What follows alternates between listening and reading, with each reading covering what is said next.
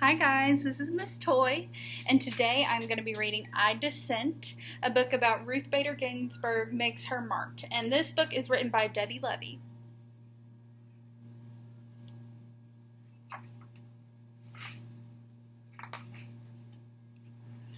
You could say that Ruth Bader Ginsburg's life has been one disagreement after another. Disagreement, she has objected, she has resisted, she has dissented with creaky old ideas, with unfairness, with inequality. Ruth has disagreed, disapproved, and deferred.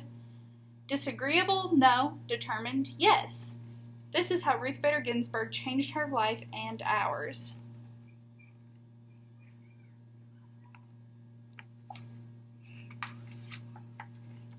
In 1940, Little Ruth's Neighborhood was vibrant with immigrants, people from Italy, Ireland, England, Poland, and Germany.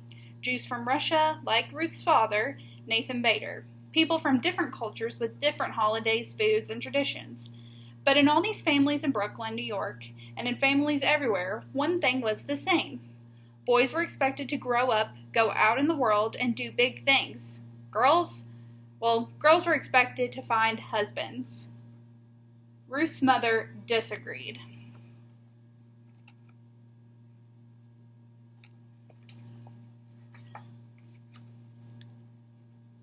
Celia Amster Bader thought girls should also have the chance to make their mark on the world, so she took Ruth to the library. On the shelves were stories of girls and women who did big things. Ruth read about Nancy Drew, a girl detective. She discovered Amelia Earhart, daring aviator. She learned of Athena, goddess of Greek myths. There were independent girls and women taking charge. Ruth read her way into this world. Around her, the sweet scent of books blended with the savory aromas from the Chinese restaurant downstairs. Delicious. A girl could be anything.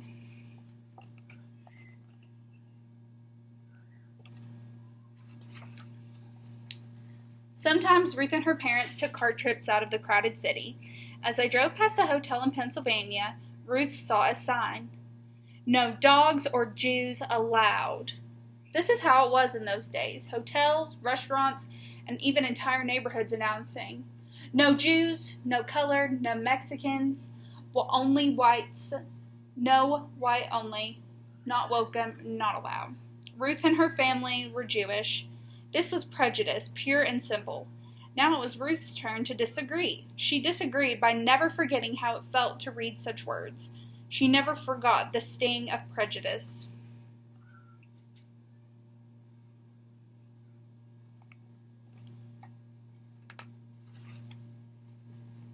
In elementary school, Ruth was excellent in some classes, and less excellent in others.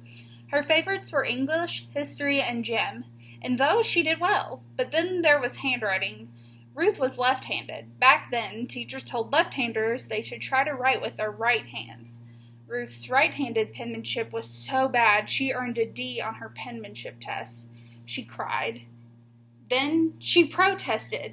Ruth protested by writing with her left hand from that day forward, and it turned out she had quite nice handwriting.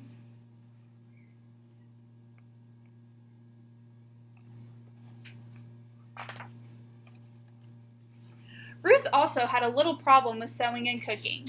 These were her least favorite classes, but girls had to take them. Boys took shop where they worked with saws and other tools.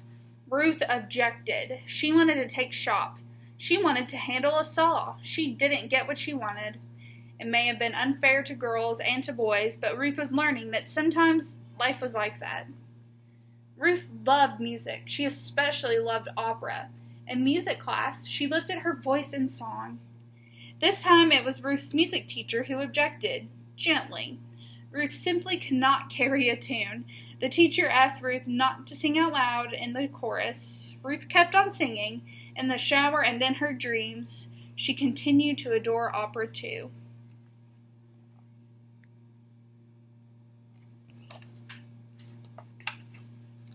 By the time Ruth was in high school, friends and teachers knew her as an outstanding student, baton twirler, cello player, and newspaper editor. As graduation approached, Ruth was chosen to make a speech at the ceremony, but she had been keeping a big secret. Her mother was terribly sick. The day before graduation, Celia Bader died. There was no agreeing with this. There was no disagreeing. This simply was. Ruth did not go to her graduation. She did not give her speech. Still, Ruth knew what her mother wanted. 3 months later, she left home and attend college.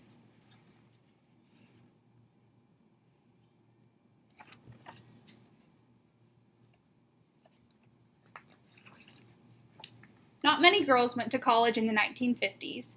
Ruth made friends, but she also met girls who excluded Jews from their clubs. She met boys who thought girls should be looking for husbands. Then she met Martin Ginsburg. Marty was tall and funny. Ruth was small and serious. Marty could make her laugh. They fell in love and hatched a plan. After college, they would go to law school, both of them. Lawyers, Ruth had learned, could fight unfairness and prejudice in courts. People thought it was a fine idea for Marty to attend law school. They didn't think Ruth should go. A lady lawyer? People disapproved. But Ruth disapproved right back. So did Marty. They got married, they went to law school, and they had a baby, Jane.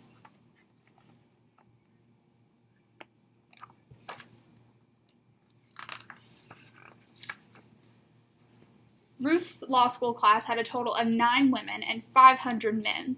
She studied mightily and tied for first place in the class, and yet at graduation time, no one would hire this brilliant new lawyer. Why not? She was a woman. Men didn't want to work with a woman. She was a mother. Men thought a mother wouldn't pay attention to work. She was Jewish. Many people were still prejudiced. 3 strikes against her, but Ruth was not out. She resisted and persisted. Finally, a judge hired her, and she worked like mad for him. After that, one law school hired her, then another. Ruth became one of the few female law professors in the whole country, and she did it with a new baby at home, James.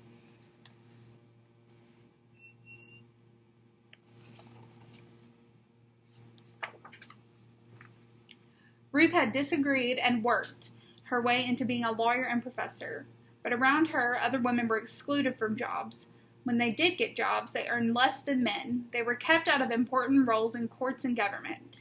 To make matters worse, the Supreme Court of the United States, the highest court in the land, approved all of this. As one Supreme Court justice had written years before, the natural and proper timidity and delicacy which belongs to the female sex evidently unfits it for many of the occupations of civil life. In other words, women and girls were too shy and too weak to do big things in the world. Another Supreme Court opinion declared, "Woman has always been dependent upon man." Ruth really disagreed with this.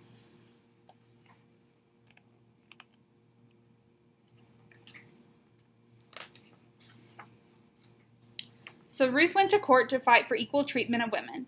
The most important cases went to the Supreme Court. The first time she appeared there, Ruth was so nervous that she feared she might be sick. But standing before the 9 Supreme Court justices, Ruth imagined them as her students. She, Professor Ginsburg, needed to teach these students, who were all men, why a person's choice shouldn't be just limited because she was born a girl. Ruth wasn't only fighting for women. When women were excluded from the work world, men were excluded from home life. Why shouldn't a father stay home to care for his children and cook the meals? Why shouldn't his wife run a business? These were fresh ideas in the 1970s. Ruth did not win every case, but she won enough. With each victory, women and men and girls and boys enjoyed a little more equality.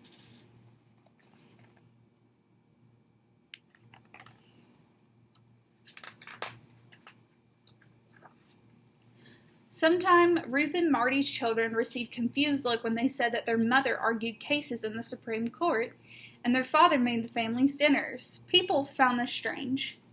Ruth, Marty, Jane, and James did not concur. They kept on being the type of family they wanted to be, and dinners at the Ginsburg home were delicious. Marty was a successful lawyer, but also a marvelous chef who had mastered the art of French cooking. Ruth, her family knew, had mastered the art of burnt pot roast.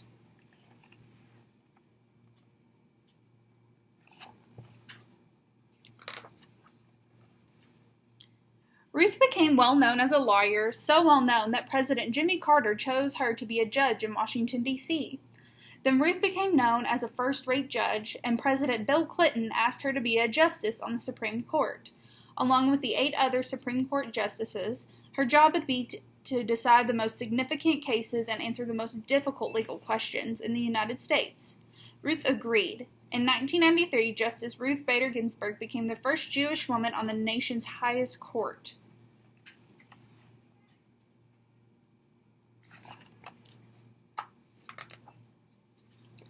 In each case the Supreme Court considers, after hearing from lawyers who argued for each side, the 9 justices take a vote. The side that gets the most votes wins the case. The justices who agree write an opinion to explain the court's ruling. When Justice Ginsburg votes with the winning side, she wears a special lace collar over her robe.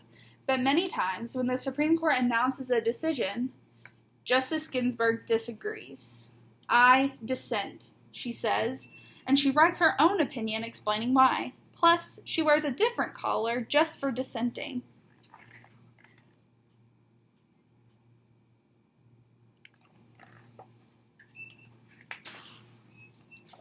I dissent, Justice Ginsburg said when the court wouldn't help women or African Americans or immigrants who had been treated unfairly at work. I dissent when the court rejected a law meant to protect the right of all citizens to vote, no matter their skin color. I dissent when the court said no to schools that offered African Americans a better chance to go to college. Justice Ginsburg can be very convincing. In one dissent, she explained why the court was wrong to rule against women workers who were fighting to get paid the same as men. Congress and the President agreed with her and passed a law to undo the court's ruling.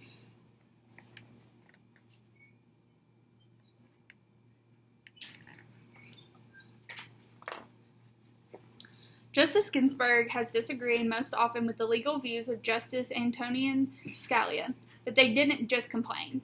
I dissent. No, I dissent.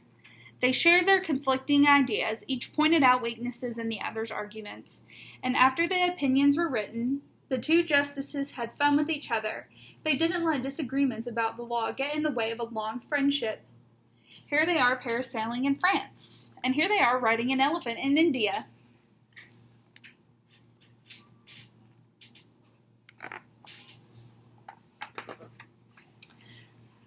Justice Ginsburg was the oldest member of the Supreme Court. Some people have said she should quit because of her age.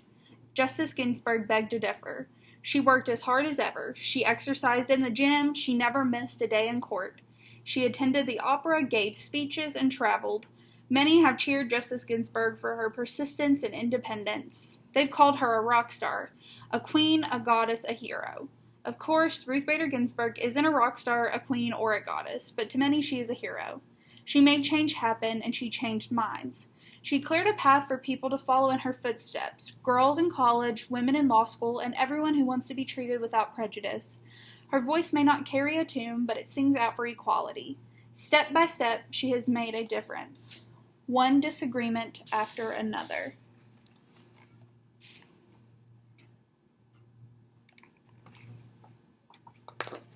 And that is it. Thank you.